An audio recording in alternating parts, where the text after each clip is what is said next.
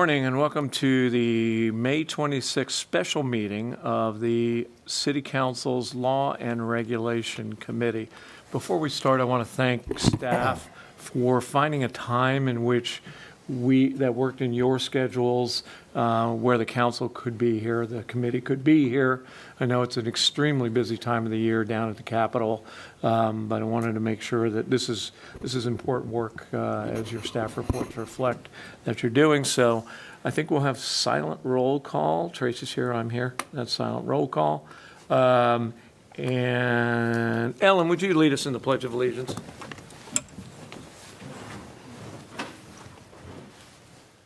I pledge allegiance to the flag of the United States of America and to the republic for which it stands, one God, one nation under God, indivisible, with liberty and justice for all.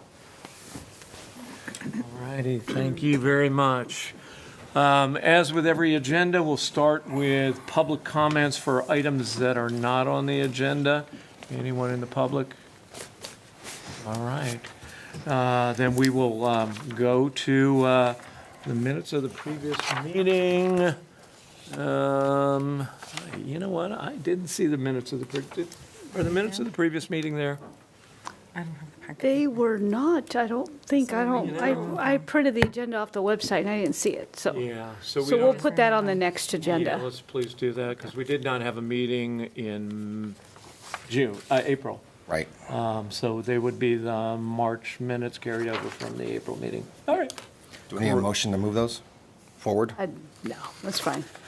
We'll just pull that item from the agenda. All righty, great.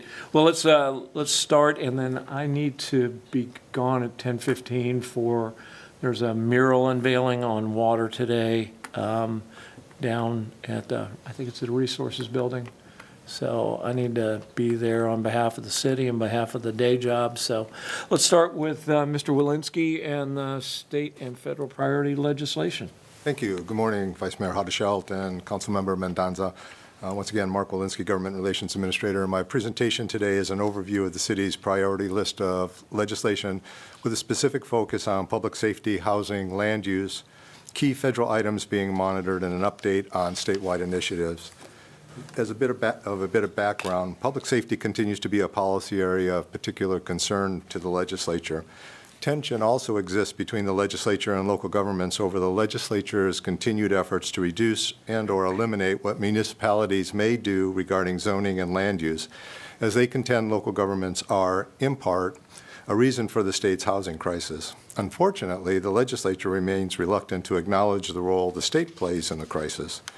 The following is a review of public safety bills and some of the land use, zoning, housing bills that are of particular interest.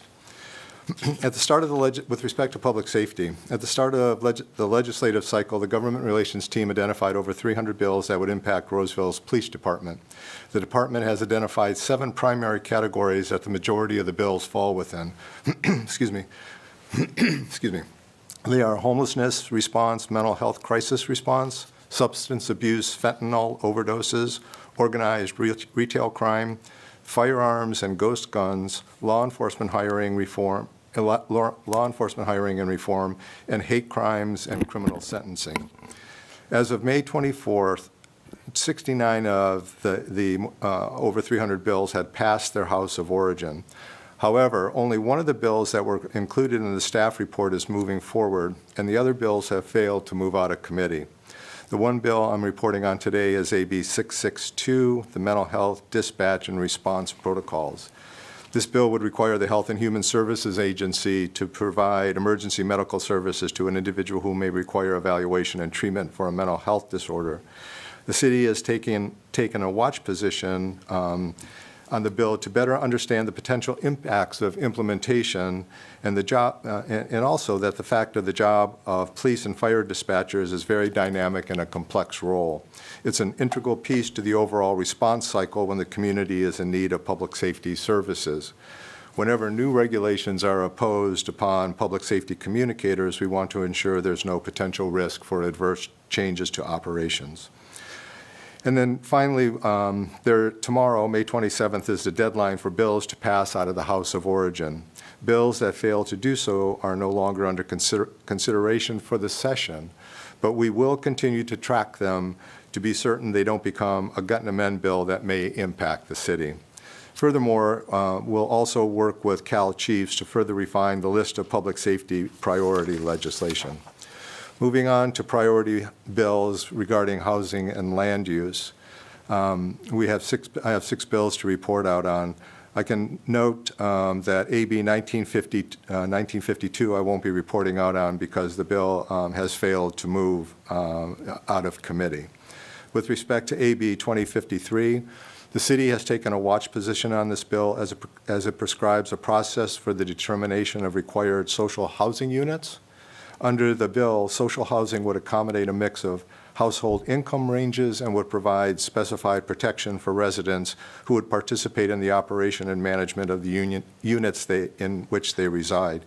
We feel that this could be a significant benefit to these types of situations, but we're continuing to watch it and understand what amendments are taken on the bill and how that might impact the program itself. With respect to AB 2097, the city has taken an opposed position on this bill for the removal of local government's ability to require parking for certain projects, regardless of the standards that have been established by the local government. The bill limits the ability of local governments to take into account the unique needs of their communities by constraining when they can impose parking requirements. This bill is on the Assembly floor, and I should note that AB 2053 has moved on and is now in the Senate. The final three bills have all moved. They're all Senate bills, and they all have moved to the Assembly. Senate Bill 1067, the city has taken an opposed position on this bill as it would stipulate that local governments should not require parking near transit for certain types of housing projects.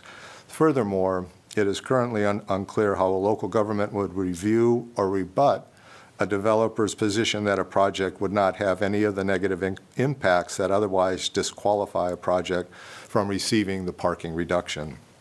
Senate Bill 897, with respect to accessory dwelling units, the city has taken an opposed position on the bill for loss of local control that would occur if this bill is signed into law.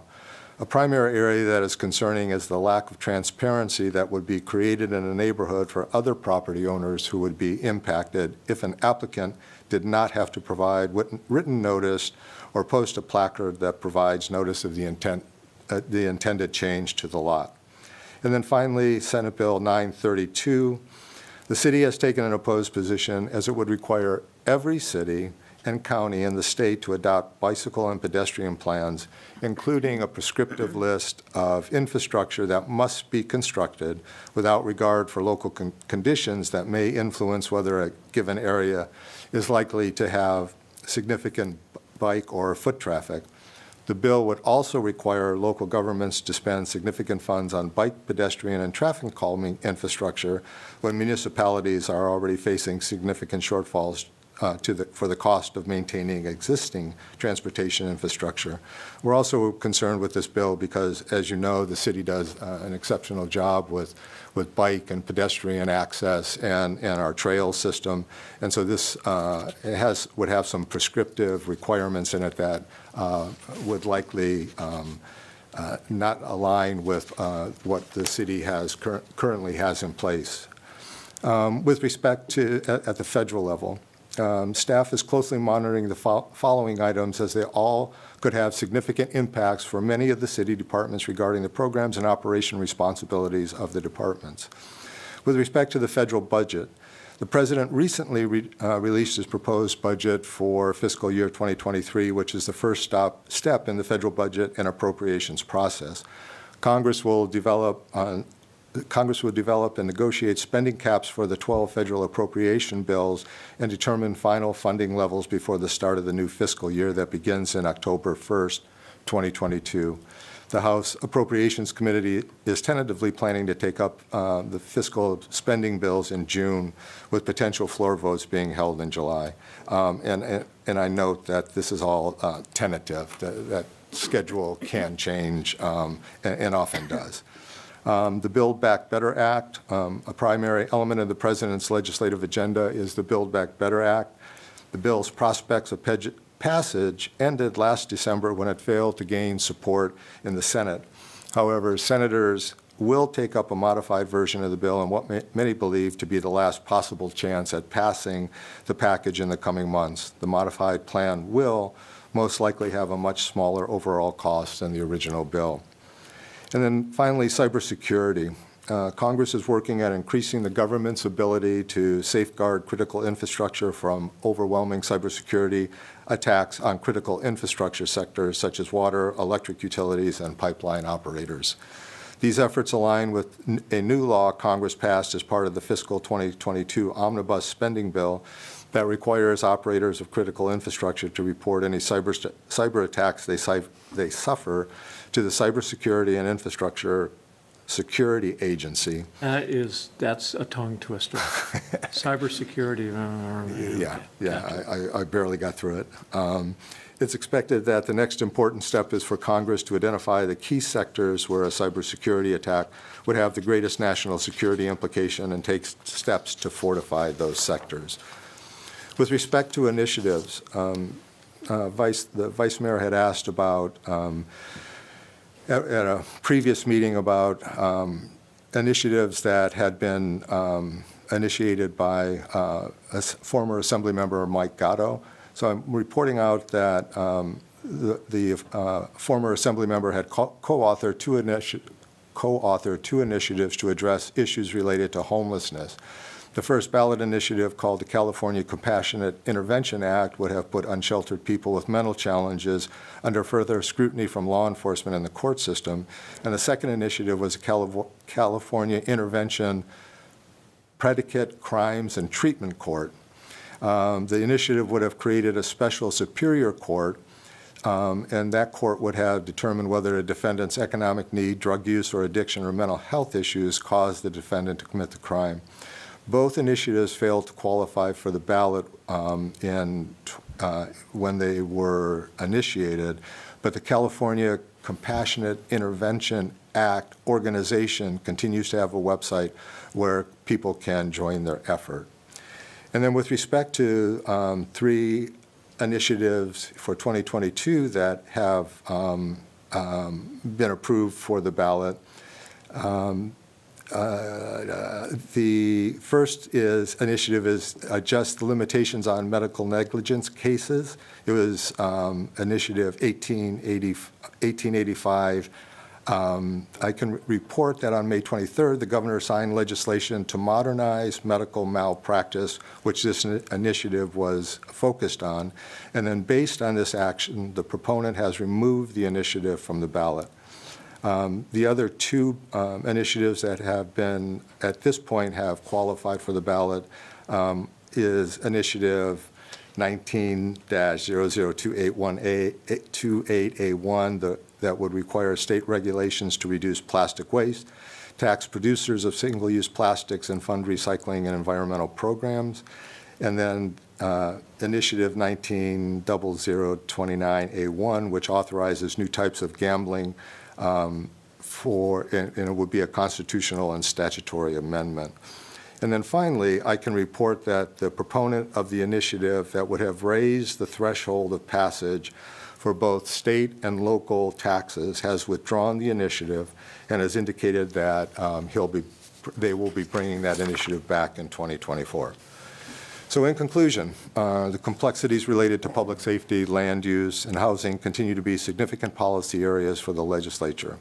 Government relations staff continues to work closely with our state and federal lobbyists, trade associations, and others to track and advocate on the list of priority bills and to ensure the city's interests and policy objectives are supported effectively. And this concludes my presentation, and I'm prepared to answer any questions you might have. Councilmember Mendoza.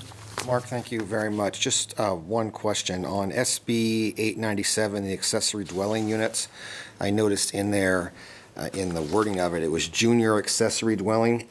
So am I reading this to mean that this would also include those ready-made drop-in tough sheds that people are using for like their offices now when they work from home? Or is this only applied to the ones that are built more like an in-law suite to match the house or attached thereto? I haven't seen the distinction in the language that would say that it was prefab. Okay, I just wondered when I saw junior if that's what they were referring to, because that would be on a smaller footprint. Under ADU law, there is a separate definition from junior ADU from regular ADU. And a junior ADU is defined as inside the home itself, already self-contained, and it can share a bathroom facility, has to have its own little tiny kitchenette. It has to have its own entrance and exit to the unit. But typically, you see them when they're already built in to a home, or they can be connected, let's say if it's a connected garage. But a tough shed unit would be considered an ADU. Okay. There was emphasis there on the junior, so I just wanted to clarify. They are definitionally, there is some differences between a JADU and an ADU. That answers my question. Thank you. Anything else? No, sir. Thank you. All right, on SB 1067, that would not, when you're within a quarter mile of a transit station, that doesn't really apply. This would be outside, this wouldn't be, we're opposed. Let's say the city, along with probably the League of Cities and other organizations, are opposed to this, but it wouldn't be operative within a quarter mile of transportation corridor. And that's where some of the challenge comes, because there's, the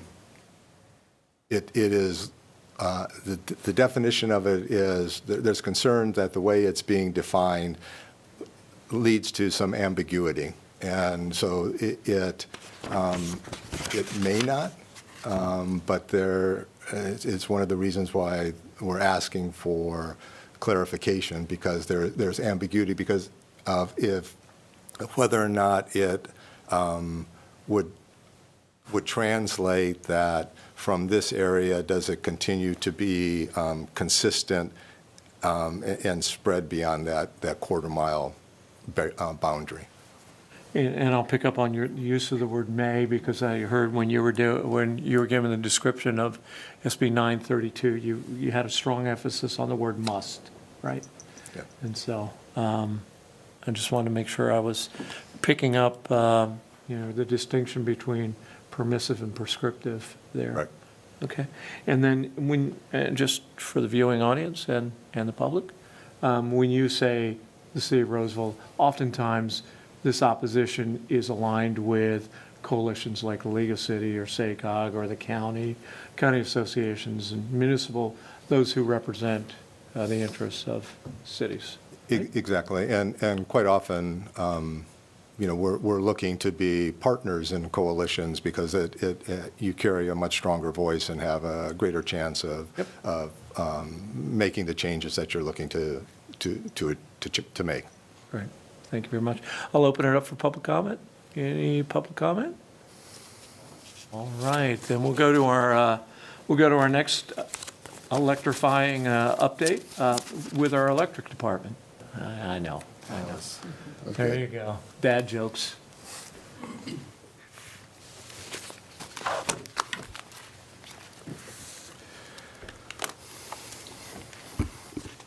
I was going to say good morning, good evening, or no, good morning, Vice Mayor Haudeshelt and Councilmember Mendoza.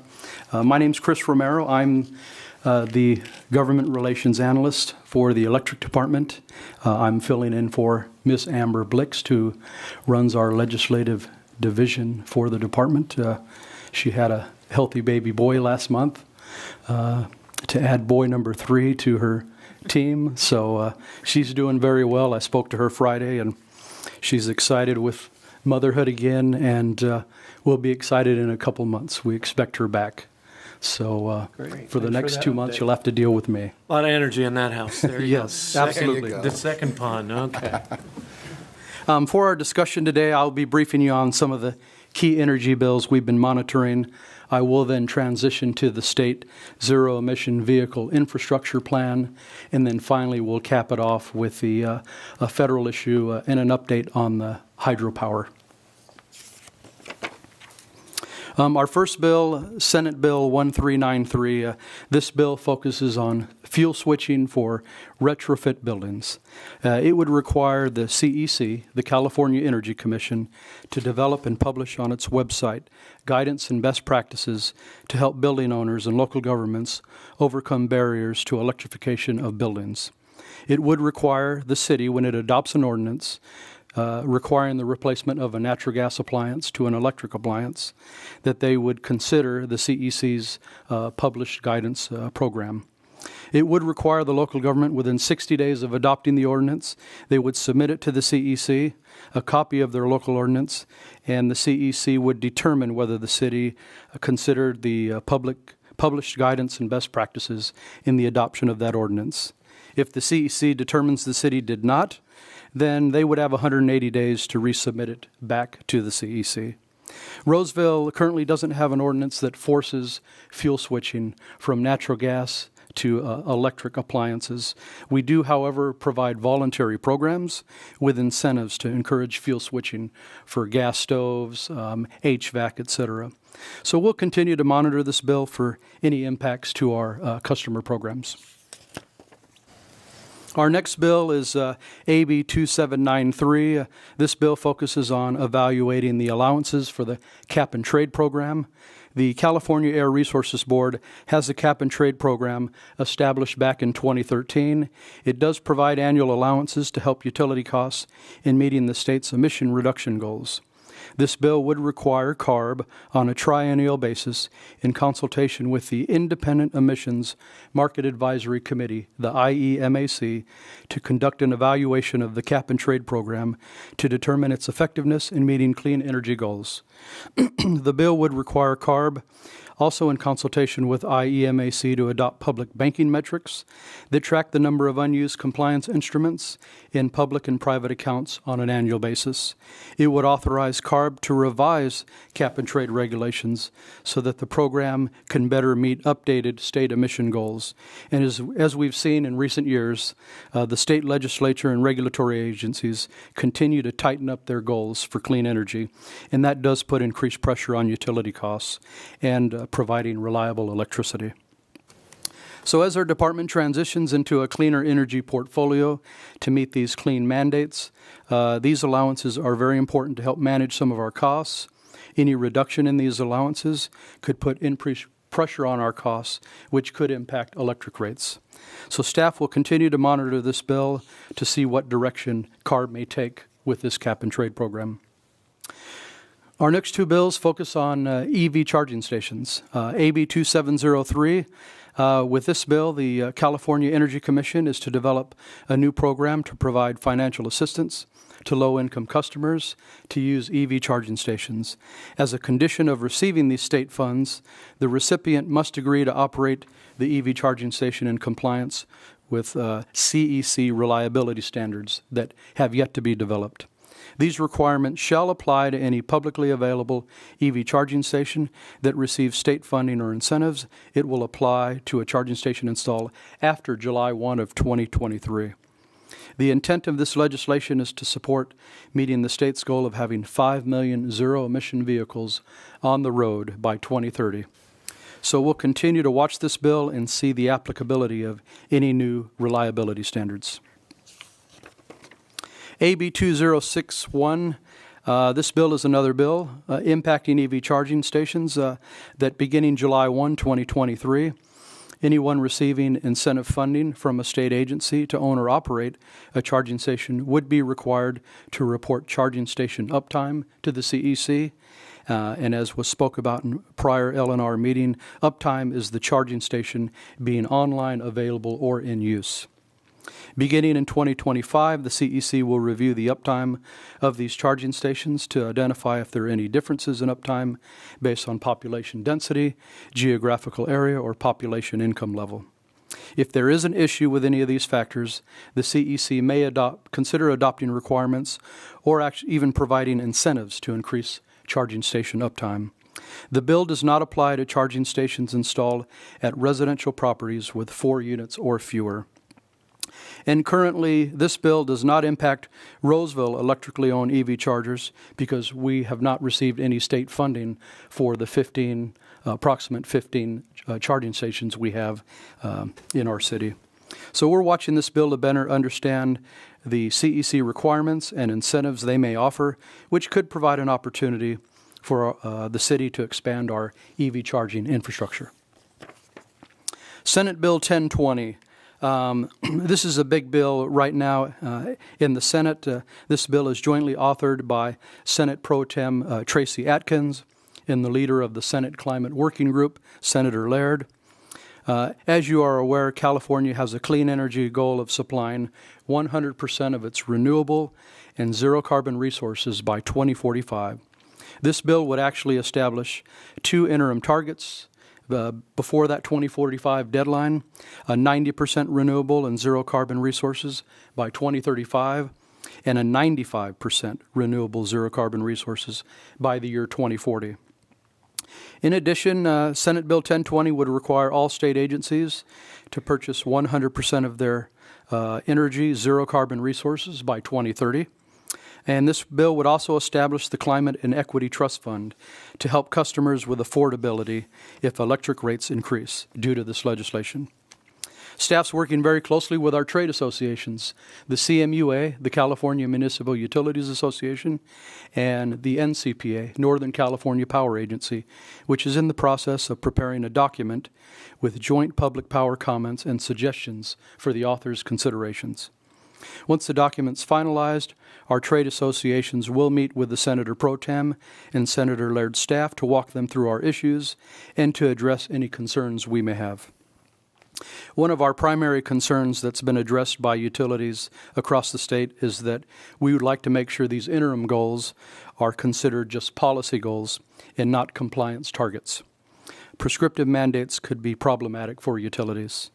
So we're right now in the beginning stages of dialogue with this bill. There's a lot more to come, and we will be providing more in future LNR meetings. AB 2696. This is a transmission planning bill. We've been watching it. It would require the CEC to conduct a study to review various low-cost alternative financing mechanisms for new transmission facilities needed to meet the state's clean energy goals. Some of the potential alternatives may include public ownership, public financing, or partnering with federal agencies. We have this bill on our radar because new transmission planning is a very high priority for the legislature this year. Actually, the California Independent System Operator estimated that it could take approximately $30 billion in transmission investments over the next 20 years for the state to meet its clean energy goals by the year 2045. It's expected this bill would make it easier for the Public Utilities Commission to provide transmission projects, and that could entail cost concerns for other electric utilities. Fortunately, Roseville is largely insulated from these transmission cost increases. We do, however, continue to support transmission infrastructure improvements, but with the caveat that the costs are allocated by those that will directly benefit from those transmission improvements. So we'll continue to watch this bill and ensure it does not grow into something that could have adverse cost implications for our city. And last, Senate Bill 1075. This is a green hydrogen bill. It focuses on green hydrogen and its potential impacts on the state's decarbonization and greenhouse gas reduction strategies. Green hydrogen has been recently gaining a lot more support at both the state and federal level as a decarbonization solution. This bill would create the State Clean Hydrogen Hub Fund to support a federal hydrogen hub grant. With the help of this bill, California is seeking to develop a leading green hydrogen industry in our state. The governor would appoint a clean hydrogen hub director who will work closely with the state's iBank and other agencies to administer the fund to provide grants for clean hydrogen projects developed in California. As hydrogen and other new technologies emerge, we will continue to watch these bills to understand how this resource may or may not work for our department. In transitioning to a state issue, last month the CEC hosted a workshop to get stakeholder feedback on their draft zero-emission vehicle infrastructure plan. The plan outlines the state's pathway to deploying zero-emission vehicle infrastructure needed, which is crucial to support the state ZEV's adopted goals. This plan will collaborate with state agencies to provide feedback. Such agencies include Caltrans, the Air Resources Board, the Energy Commission, the Public Utilities Commission, and the Governor's Office of Business and Economic Development. The plan focuses on assessing the infrastructure needs and challenges. These include improving building codes, streamlined permitting, supporting hydrogen, technology, standardization of charging and fueling infrastructure. It also focuses on infrastructure funding efforts and an infrastructure deployment plan. There are additional workshops scheduled in the next several months, and the plan is expected to be finalized this summer. ZEVs are a key part of our utility service offerings going forward in making sure we are prepared, and the understanding of this state plan is very important as it will further impact our future decision-making. Roseville Electric is currently going through its own electric vehicle plan and projection study. Roseville Electric sees investments in zero-emission vehicles and related infrastructure as an important part of how we serve our community, how we strengthen our revenue base, and how it guides how we make future investments in Roseville. And last, on the federal side, I'd like to talk about hydropower, a hydropower licensing issue. Last month, the Supreme Court reinstated the United States Environmental Protection Agency's Clean Water Act Section 401 rule. This rule limits states' authority to certify energy infrastructure projects, including hydropower relicensing applications, reduced down to 1 year. This reinstatement has triggered prompt state action, pending an appeal. For now, at least, the Supreme Court action is an important step in the right direction, as the 401 process is mutually viewed as a highly unpredictable and a key contributor to the overall extended length of the hydropower licensing process. Hydropower remains an excellent zero-carbon resource for utilities. It will be a key resource to meeting the state's 100% zero-carbon energy goal by 2045. And although there is a small risk with short-term variability due to drought conditions, as we may be seeing right now, hydropower does remain a viable long-term asset for meeting our long-term goals. And with that, that concludes my presentation. I'd be happy to answer any questions. Councilmember Mendoza? Thank you very much. Just want to clarify on AB 2696, the transmission facilities. Yes. So listening to that description, I know we're watching it, would we be in danger of losing local control or not having any sort of input on those transmission costs to the PUC? Well, fortunately for Roseville, we're in our own balancing authority, the bank, the Balancing Authority of Northern California. And with that, we save millions of dollars each year from the investments that they're talking about, which is outside of our authority. So we're in good shape right now, and as long as there's no changes to balancing authorities, we're going to be in great shape and maintain our local control where we're at right now.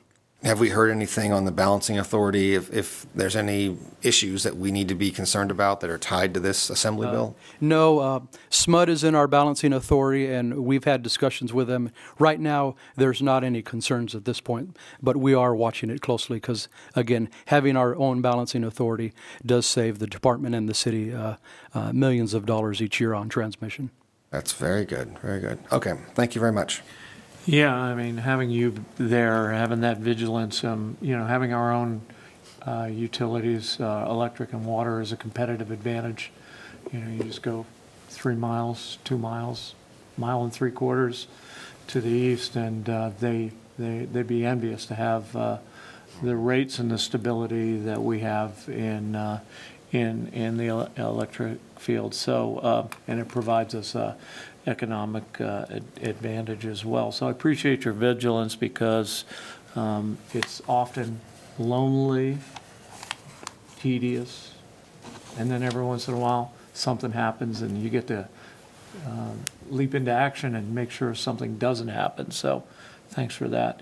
1020 reads like a bond bill. Is it? The Clean Energy Jobs and Affordability Act of 2022 is Senator Laird Well, this is a bill that's been in the works for 6 months with the Pro Tem Atkins and Senator Laird and their Climate Working Group Committee. I'll have to check back of the specific type of bill it is. Could be a budget trailer bill. I will double check, but this bill does have strong support by the Senate, and I'll definitely get back to you on that. Senator Laird is well respected, so, and balanced, I think, from time to time. But anyway, open it for public comment. No public comment. Thank you for your report. Really appreciate it. And I neglected to say, and this applies to all these. Mr. Walensky, I love the structure now where you have the watch, the oppose, the support. Right? Yes, it's very really, nice. really excellent. I mean, easily understandable to read where we're going. Yeah. All right, we're going to go into the bench here, and we're going to have Mr. Bigley come and provide our environmental utilities update, priority legislation update.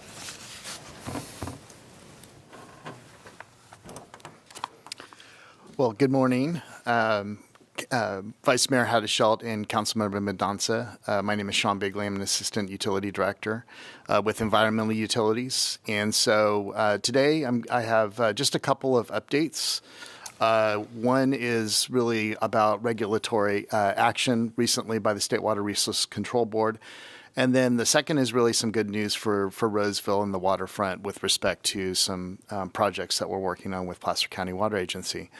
So first, in terms of the State Water Resources Control Board, as of Tuesday this week, the State Water Resources Control Board took action on proposed regulations involving water conservation, additional water conservation measures. As you probably are both aware that the governor has issued several executive orders starting back in the summer of 2021. The most recent executive order was issued in March of this year. Essentially what it did is it put a requirement on the State Water Resources Control Board to promulgate regulations no later than May 25th of this year to essentially do several things. And I'll go ahead and go through those. So the first action is essentially requiring local agencies to activate level 2 of their water shortage contingency plans. Those are part of the urban water management plans that we're required to submit and have available to the public every 5 years.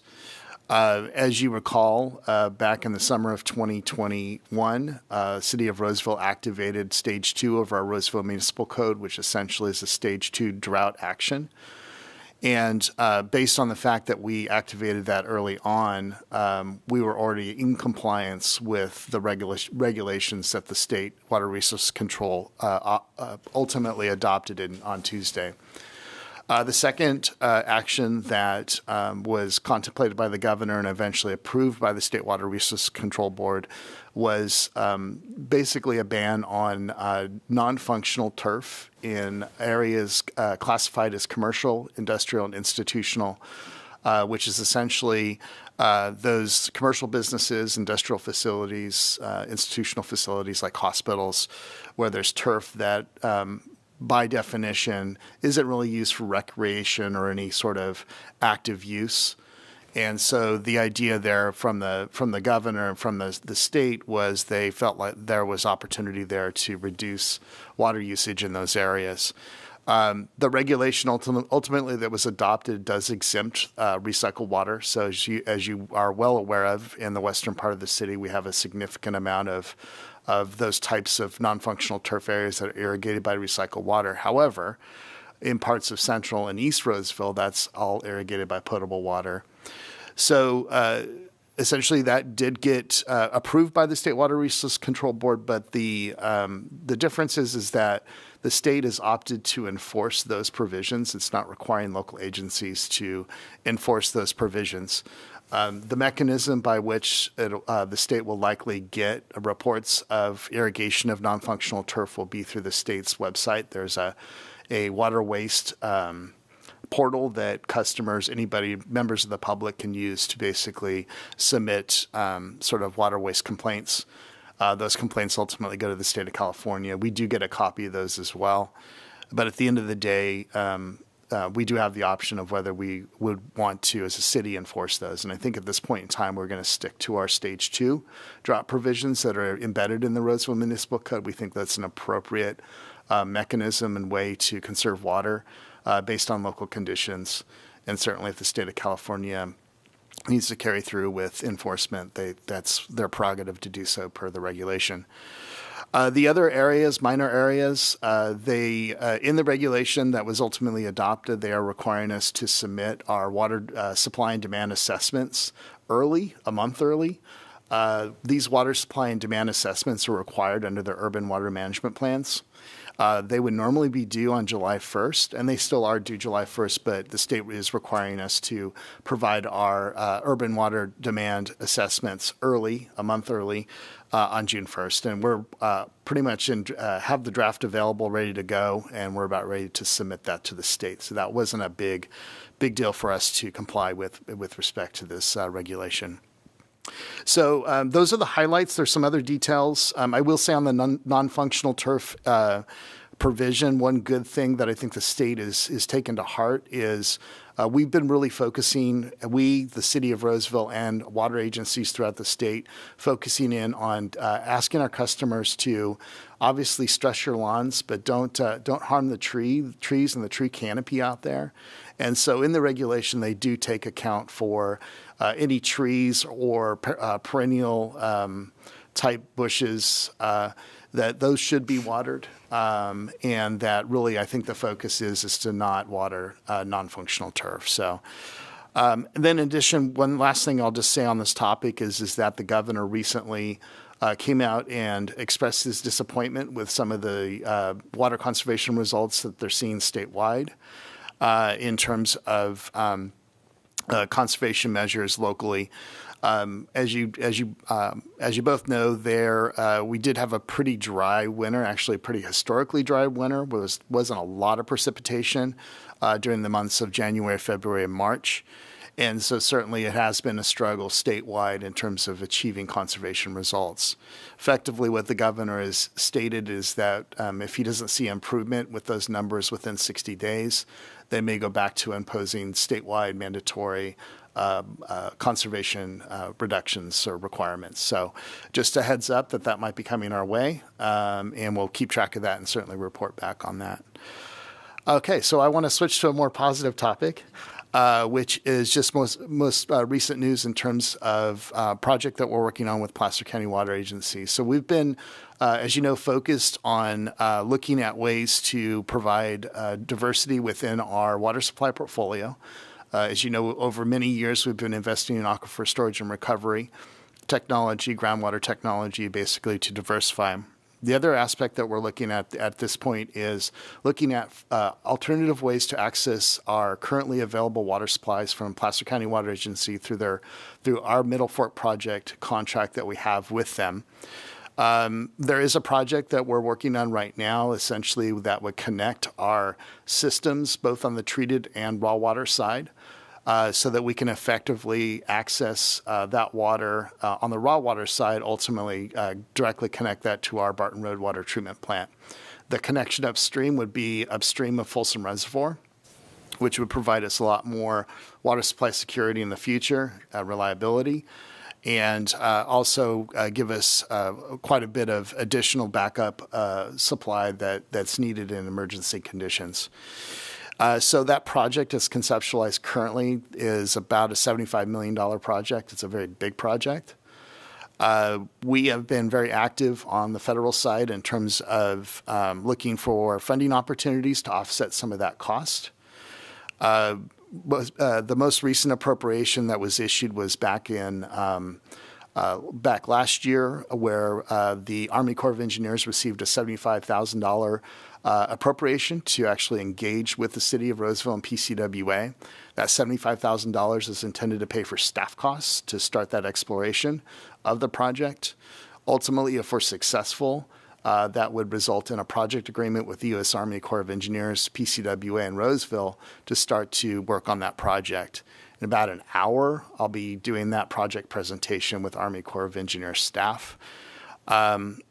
On the authorization side, on the same project, we got some really good news about 2 weeks ago when we were in Washington, D.C. Senator Alex Padilla was able to insert into the 2022 Water Resources Development Act a $21 million authorization for the project. Ultimately, the Senate's Environmental and Public Works Committee actually approved that insertion of $21 million of an authorization, as well as the House Transportation and Infrastructure Committee last week approved in their markup the $21 million authorization. We anticipate that the two houses will do some reconciliation starting this summer, probably wrap up negotiations in the fall, and then later this year, the WRDA bill, 2022 WRDA bill, will go in front of the president for consideration, and hopefully he'll sign that bill. And then just as I was sitting here waiting to do my presentation, did receive an email from our lobbyist that Senator Padilla also put in a congressionally directed spending request. This is for an authorization. So on the federal process, you have to do an authorization first, and then you do an appropriation. So he was able to put in his congressionally directed spending request for an appropriation for $5.25 million. So that would be sort of the initial funding part in that process. That process will probably take through 2023 before any spending bill is ultimately approved. So we'll be very active, obviously, in advocating for both the authorization and the appropriation to make its way through the process. But just really good news for Roseville, good news for PCWA on that front. And this project, once completed, will significantly add water supply reliability for Folsom for the city of Roseville, and really help diversify our water supply besides just relying on Folsom Reservoir. So with that, I'll stop there and ask if you have any questions for me. Very good stuff. Very good. Just for our viewing audience, just a clarification. So we are currently holding a level 2 for our water. And in 60 days, the governor is going to reevaluate, and if he's not happy, then potentially ratchet that up a little bit. So as it sits right now, as we just got through some very hot days, our water features in our parks aren't affected by any of these conservation tools that are currently enacted within the city? So with respect to the regulation, no. And the regulation was very specific to water usage in areas that involve recreation. So they're really not looking at sports fields. They're not looking at parks. They're not really looking at that. They're really focusing in on those areas where, in most cases, nobody literally steps on the grass. So extra turf, but other activities would not be at this point something that would be impacted? No, Okay. Not under this regulation. Awesome. Thank you. Yep. So Vice Mayor? I'm going to start with the last thing. So the 5.25 congressionally directed spending request? Yes. Is that part of the $7 million for the raw water conveyance? So the initial request, so let me clarify. So the initial request that we did make to Senator Padilla was for $7 million. They, of course, go through their internal process and evaluate among all the different requests they get from their constituents. And so ultimately, what he did accommodate was $5.25 million. Okay. That's still pretty good. Yeah. Yeah. Could have been less, Yes. given all the competition for that. Okay. Well, that's great news. I was trying to square up the $7 million and the $21 million authorization. The $21 million's over multiple years. Correct. Right. Yes. Okay. And is congressionally directed spending request, is that a new term for earmark? Yeah, in the old days, it used to be called an earmark. Okay. Yeah. All right. And I see, and I'm pleased that we've taken an opposed position on Assemblymember Quirk's bill that would prevent us from putting water into Sites Reservoir. Mm-hmm. So, unless the water quality control plan is adopted. So, yeah. That's a good call. We don't need that. I think that's it. Members of the public, any public comment? Oh, yeah, no. No public comment? All right. Mr. Romero, Mr. Bigley, Mr. Walensky, how often do you give, or Mr. Bigley and Mr. Walensky, how often do you give the Public Utilities Commission legislative updates? So typically what we do is we do twice a year. Okay. Yeah. Unfortunately, we weren't able to do it this last PUC when it was scheduled. We're planning on actually doing it during the June PUC for environmental utilities. And then this is, obviously, we can't take action on it, but just for consideration, would there, think about whether there would be merit in having a joint meeting or a 2x2 of the Public Utilities Commission and this committee?